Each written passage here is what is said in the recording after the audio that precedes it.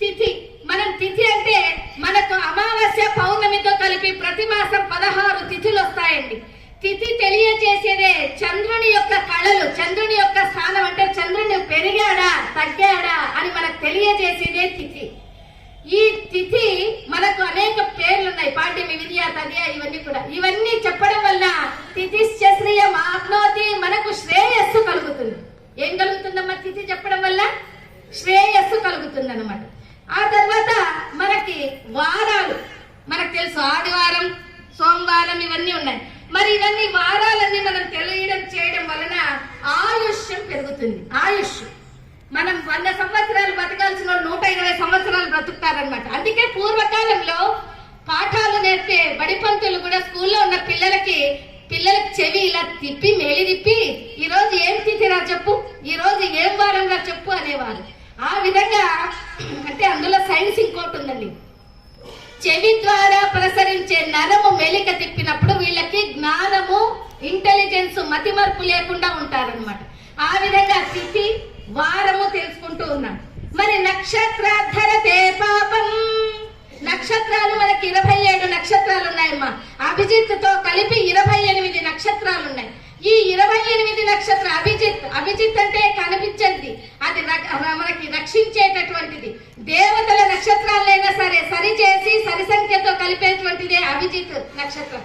ఈ నక్షత్రాలన్నీ చూడండి, మనకి నక్షత్రాలలో పుట్టినటువంటి వారు కొంతమంది ఆ నక్షత్రాల పేర్లే పిల్లలకు పెడుతుంటారు.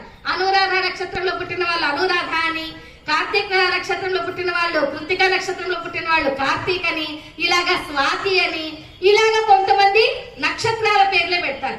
ఈ నక్షత్రాల పేర్లు పెట్టినప్పుడు ఇంట్లో మనం స్వాతి, అనురాధ, కార్తీక్ ఇలా పిలిచినప్పుడు వాళ్ళని 16 సార్లు, రోజుకు 100 సార్లు, 100 సార్లు మనకేమవుతుంది? ఆ నక్షత్రాల పేర్లు తలుచుకుంటే కూడా పాపాలన్నీ పటాపంచలైపోతాయి. అటు మానసిక పాపాలైనా, ఇటు శారీరక పాపాలైనా పటాపంచలైపోతాయి ఈ పాపాలను తలుచుకోవడం, ఈ మనం నక్షత్రాలను తలుచుకోవడం వల్ల. ఆ తర్వాత యోగా ద్రోగ నివారణం, మనకు 27 యోగాలు ఉన్నాయండి. ఈ యోగాలు కరణాలు మీకు తెలిసిందే. శుభాశుభ సంకల్పాల్లో దేవాలయాల్లో మనం సంకల్పం చెప్పేటప్పుడు శుభయోగ, శుభకరుణ అని అనేస్తూ ఉంటాం. మరి ఈ యోగాలు 27 ఉంటాయి. యోగాలను తలుచుకోవడం వల్ల మనకు మానసిక, శారీరక రోగాలన్నీ కూడా హరింప చేస్తాయి ఈ యోగాలను తలుచుకుంటే. అలాగే మనకు కరణములు 11 కరణములు ఉన్నాయి. ఈ కరణములు తలుచుకోవడం వల్ల మనం ఏదైతే సంకల్పం అనుకుంటామో మనసులో, ఆ సంకల్పం గట్టిగా సిద్ధిస్తుంది. మనం ఏదైనా మంచి సంకల్పం అనుకున్నప్పుడు మనకి పాజిటివ్ వైబ్రేషన్స్ కూడా ఉంటాయి భగవంతుని ఆలయానికి వచ్చినప్పుడు. అందుకే చూడండి, ఇంట్లో పూజ చేస్తే అది ఇంటికి రక్ష.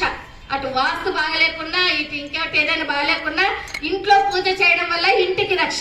అదే దేవాలయంలో పూజ చేయడం వల్ల మీకు రక్ష. ఎందుకంటే అక్కడ శ్రీచక్రము మంత్ర సహితంగా, యంత్ర సహితంగా, అమ్మవారి దీవెనలతో, ఆశీర్వాదాలతో మనకన్నీ లభిస్తాయి. కనుక ఈ విధంగా మనకి కరణములు ఇవన్నీ కూడా తిథి, వార, నక్షత్ర కరణాలన్నీ, యోగాలన్నీ కూడా ఇదే పంచాంగం. ఈ పంచాంగంను తెలుసుకోవడం వల్లనే మనం ఎంతో జ్ఞానాన్ని వృద్ధి చేసుకున్న వాళ్ళం అవుతున్నాము. చూడండి, ఈ వసంత మాసం పరమ విష్ణువుకి, అంటే విష్ణువుకు పాలించే విష్ణువు కూడా చాలా ప్రీతికరమైనది. కనుకనే శ్రీరామచంద్రుడిగా, విష్ణు అవతారం శ్రీరామచంద్రుడిగా భూమి పైన జన్మించింది కూడా ఈ వసంతంలోని. శ్రీరాముడు పట్టాభిషేకం చేసుకుంది ఈ వసంతంలోని. సీతమ్మ వారితో అరణ్యాలకు వెళ్ళింది ఈ వసంతంలోని.